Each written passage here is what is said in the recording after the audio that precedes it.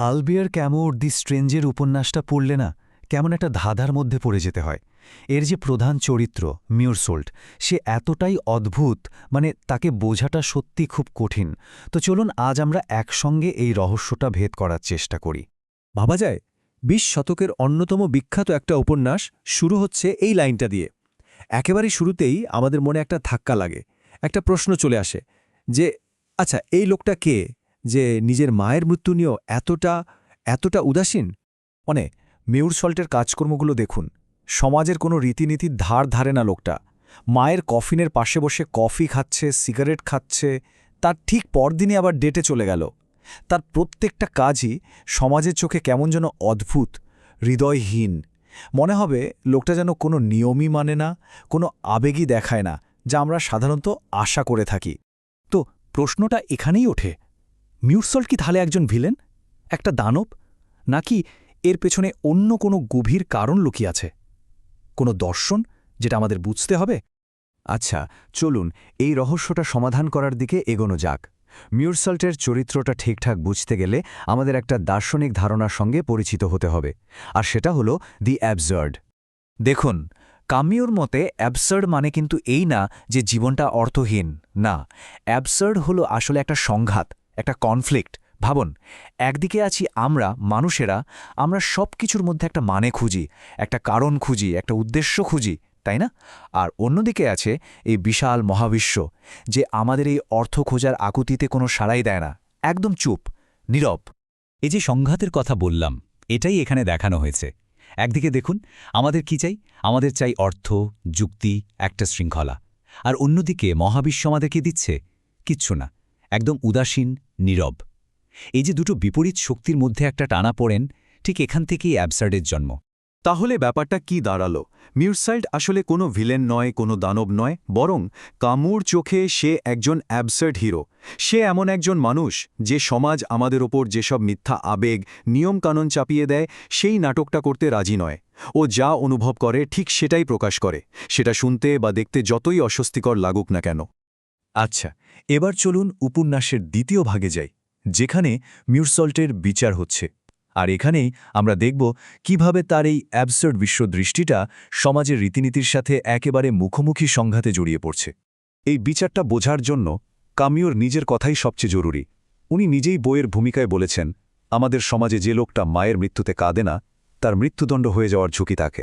ভাবুন একবার, মিউরসল্টের আসল অপরাধটা খুন করা নয়, আসল অপরাধ হল সমাজের ঠিক করে দেওয়া নিয়ম অনুযায়ী শোক না দেখানো। আদালতে কি হলো জানেন?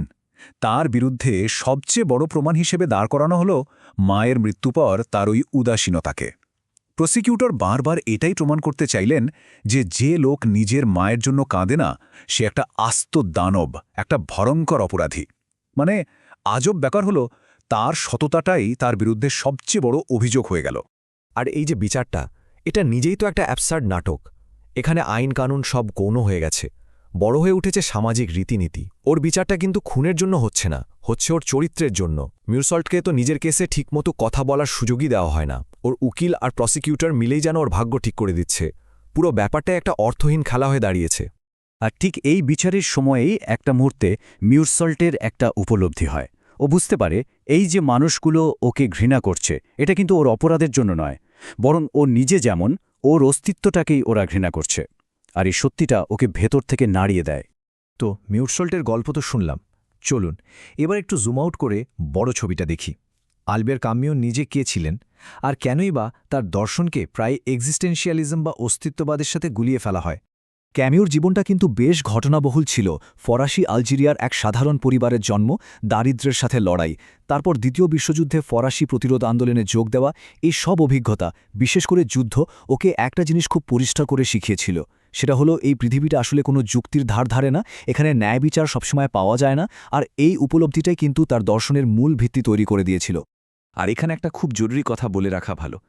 যদিও ওনাকে প্রায় অস্তিত্ববাদীদের দলে ফেলা হয়, জঁ পল সার্ত্রের মতো দার্শনিকদের সাথে ওনার বন্ধুত্বও ছিল, চিন্তার মিলও ছিল, কিন্তু কামিও নিজে কোনোদিন এই অস্তিত্ববাদী লেবেলটা গ্রহণ করেননি। উনি পরিষ্কারভাবে এটা প্রত্যাখ্যান করেছিলেন। তাহলে পার্থক্যটা ঠিক কোথায়? দেখুন, অস্তিত্ববাদ বলছে যেহেতু জীবনের আগে থেকে তৈরি কোনো অর্থ নেই, তাই আমাদের নিজেদের অর্থ নিজেদেরকে তৈরি করে নিতে হবে। আমরাই আমাদের জীবনের মানে তৈরি করব। কিন্তু অ্যাবসার্ডিজম বলছে না, কোনো মিথ্যা বা বানানো অর্থ তৈরি করার দরকার নেই, বরং সমাধানটা অন্য জায়গায়। সমাধান হলো এই অর্থহীনতার ব্যাপারটা মেনে নাও, এর বিরুদ্ধে বিদ্রোহ করো, আর জীবনটাকে তার সমস্ত আবেগ দিয়ে, তীব্রতা দিয়ে উপভোগ করো। তাহলে প্রশ্নটা আবার ঘুরে ফিরে সেখানেই আসছে। জীবন যদি সত্যিই অর্থহীন হয়, তাহলে আমরা কি করব? হতাশ হয়ে বসে থাকব? কামেও বলছেন একদমই না। তার দর্শন কিন্তু কোনো হতাশার কথা বলে না, বরং এটা আমাদের বাঁচার একটা নতুন রাস্তা দেখায়। কামিউর কাছে জীবনের এই অর্থহীনতাটা একটা শেষ নয়, বরং এটা একটা নতুন শুরু, একটা লিবারেটিং আইডিয়া। কারণ যেই মুহূর্তে আমরা বুঝি যে জীবনের কোনো বাঁধা ধরা নিয়ম নেই, সেই মুহূর্তে কিন্তু আমরা সমাজে চাপিয়ে দেওয়া সমস্ত নিয়মকানুন, সমস্ত মূল্যবোধ থেকে নিজেদের মুক্ত করে ফেলি। তাহলে এই অ্যাবসার্ড জীবনটা আমরা কিভাবে বাঁচব? ক্যামু 3টে রাস্তার কথা বলেছেন। 1 নম্বর হল রেবেলিয়ন বা বিদ্রোহ, মানে জীবনের এই অর্থহীনতার বিরুদ্ধে একটা লাগাতার বিদ্রোহ চালিয়ে যাওয়া, এটা নিয়ে সচেতন থাকা। 2 নম্বর হল ফ্রিডম বা স্বাধীনতা, এটা বোঝা যে আমরা সমাজের বানানো নিয়মকানুন থেকে মুক্ত। আর 3 নম্বর প্যাশন বা আবেগ, জীবনটাকে যতটা সম্ভব তীব্রভাবে আবেগ দিয়ে অনুভব করা, কারণ দিন শেষে এটাই তো আমাদের একমাত্র সম্বল। আর উপন্যাসের একদম শেষে মৃত্যুর মুখোমুখি দাঁড়িয়ে মিউরসল্ট ঠিক এটাই করে। ও মহাবিশ্বের এই চূড়ান্ত উদাসীনতাকে মেনে নেয়, আর তার মধ্যে এক অদ্ভুত শান্তি খুঁজে পায়। ও বুঝতে পারে এই অর্থহীন পৃথিবীতেই ও সুখী ছিল। ও আবার সুখী। ও আসলে ওই অ্যাবসার্ড জীবনটাকে মন থেকে গ্রহণ করে নেয়। আর এখানেই কামিউ আমাদের সবার জন্য একটা বড় প্রশ্ন রেখে গেছেন। আচ্ছা, আসল স্ট্রেঞ্জার বা আগন্তুকটা কে? মিউরসল্ট যে সমাজের সাথে সৎ থাকতে চেয়েছিল, কোনো মিথ্যা বলতে রাজি হয়নি, নাকি সেই সমাজ যেটা এইরকম একজন সৎ মানুষকে মেনে নিতে পারে না?